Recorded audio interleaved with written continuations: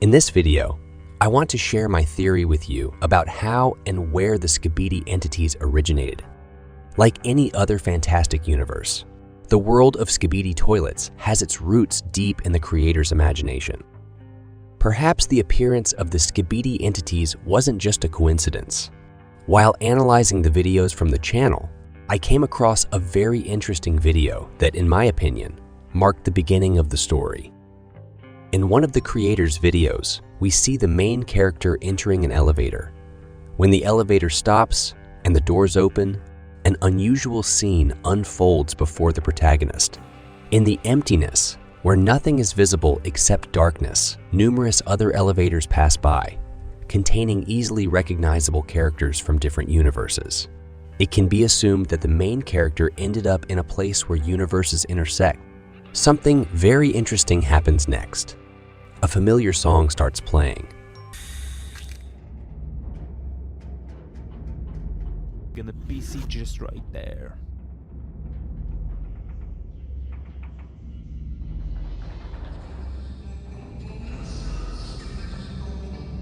Come on, faster, please.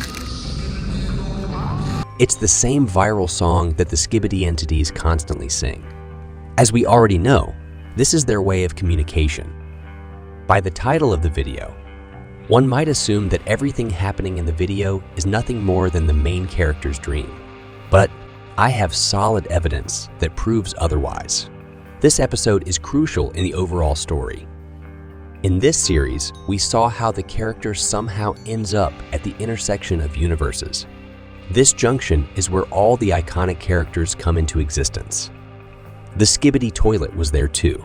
Its face cannot be distinguished in the video. Therefore, it can be assumed that the creators conceived it not as a full-fledged character, but as a virus that needed to find its carrier. And the first Skibidi entity became the main character of this video, who, being infected with this mysterious virus, managed to escape into the real world. This can be easily proven by just looking at the appearance of the first Skibidi toilet and its portraits all over the world. It is also the main and key figure in the Skibidi entity's religious cult. I believe that in this video, we witnessed the birth of patient Zero. In the following episodes, we see how the first Skibidi entity infects other people. Soon, more and more individuals get infected. It becomes more obvious how the Skibidi toilets entered the human world and rapidly took it over. The question of how the Skibidi entities reproduce and how they turn people into beings like themselves is shrouded in mystery. According to one of my theories, they infect people with their catchy music. In the first season, we see people sitting in a restaurant. What's unusual here is that instead of chairs, they are sitting on toilets. Suddenly, the very first Skibidi entity appears in the room. Who is patient Zero?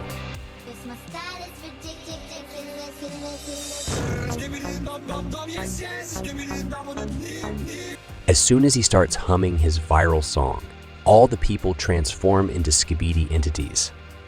I'm convinced that the creators imbue great meaning into the music itself. This is another major theory I'll discuss in a separate video. For now, I'll just point out a subtle hint that the creator tries to convey in this video. Perhaps you might not fully grasp why people in the restaurant are sitting on toilets.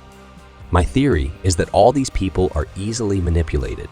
They might be well-dressed, appear respectable, and sit in a restaurant, but their minds are weak.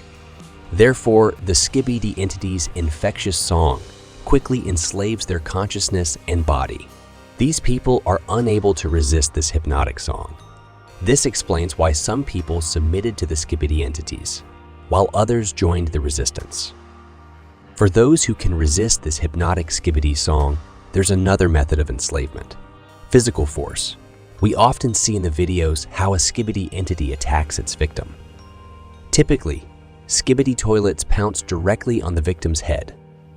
Additionally, it's worth noting that throughout the series, we observe everything from the perspective of the same person who later became the cameraman. This idea was triggered by the scene in the restaurant, where all the newly transformed individuals were looking at the main character with astonished eyes. Apparently, the Skibidi entity's music didn't affect him like it did everyone else. He didn't turn into a Skibidi toilet, which is why all the newly transformed people in the restaurant were looking at him so hostilely and bewilderedly. The main character, from whose perspective we witness the events, was likely someone who didn't succumb to the hypnotic music of the Skibidi entities from the beginning. As the plot unfolds, he became a part of the resistance and joined as a cameraman. Supporting this theory is how the main character is dressed. We can see that he wears the exact same suit as all the cameramen and wears gloves on his hands. In one of the episodes, the main character, as some believe, was either destroyed or severely injured. He was attacked by a Skibidi entity, specifically aiming for his head. Here, I would like to mention another very important theory. This theory suggests that Skibidi entities might only need a human's head. After all, the Skibidi toilet represents just the toilet itself and the head. I believe that our main character became a full-fledged cameraman after this attack. After these events, a camera was installed in place of his head. Perhaps the main character became the scout that the cameraman sent into the Skibidi entity's laboratory. In the previous episodes, our character fell from a great height, which likely caused severe injuries to his body. They probably decided to turn him into a hybrid of a cameraman and a Skibidi entity for reconnaissance purposes. New types of cameramen with speakers deserve special attention. We can see that these new soldiers are very successful in dealing with the Skibidi entities. I think that music plays a key role in this idea. We observe that cameramen use music as a weapon. Apparently, the Resistance realized that they need to fight the Skibidi entities with their own weapon. The cameraman's music brings the Skibidi entities to agony. It seems they weaken from these sounds, or the cameraman's songs somehow cause damage to them. There is a very interesting theory. According to it, cameramen can turn Skibidi entities back into humans. Since Skibidi entities create beings like themselves with their viral song, why wouldn't they use the same technique in reverse? As the plot unfolds, observing the events, we see cameramen battling the Skibidi entities with varying success. Sometimes one side wins, sometimes the other. Both the Skibidi entities and the cameramen constantly have to evolve and come up with new ways to fight. Some things are easy to understand and explain, while others currently defy any explanation.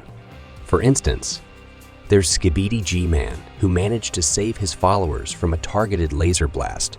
This individual is different from all the others because he cannot be flushed down the toilet. We saw cameramen attempt this in one of the episodes. This raises the logical question: how can he be defeated at all?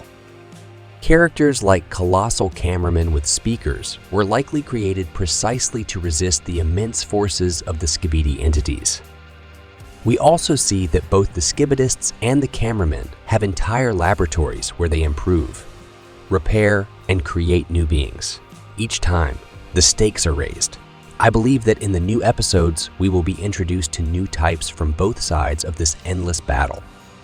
It's intriguing to think about where this endless arms race will lead. I can't wait to find out how the creators will further develop the narrative. What new characters will we see? And what will be the outcome of this entire battle? One can only guess. Every time, the creators leave behind more questions than answers.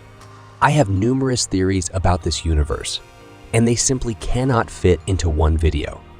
If this topic interests you and you want to understand what the Skibidi story is all about, subscribe to the channel.